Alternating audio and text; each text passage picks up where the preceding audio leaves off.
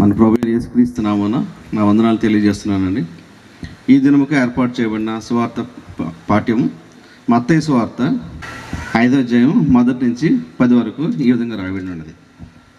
ఆయన ఆ జన సమూహములను చూచి కొండెక్కి కూర్చుండగా ఆయన శిష్యులు ఆయన వద్దకు వచ్చిరి. అప్పుడు ఆయన నోరు తెరిచి ఇలాగూ బోధింపసాగెను. ఆత్మవిషయమై దీనులైన వారు ధన్యులు, పరలోక రాజ్యము వారిది. దుఃఖపడి వారు ధన్యులు, వారు ఓదార్చబడుదురు. సాత్వికులు ధన్యులు, వారు భూలోకమును స్వతంత్రించుకొందురు. నీతి కొరకు ఆకలి దప్పులు గలవారు ధన్యులు, వారు తృప్తిపరచబడుదురు. కనికరము గలవారు ధన్యులు, వారు కనికరం పొందుదురు. హృదయ శుద్ధి గలవారు ధన్యులు, వారు దేవుని చూచెదరు. సమాధానపరచువారు ధన్యులు, వారు దేవుని కుమారులు అనబడుదురు. నీతి నిమిత్తము హింసించబడివారు ధన్యులు, పరలోకం రాజ్యము వారిది. ఇంతటితో ఈ వాక్యము ముగించబడింది. Thank you.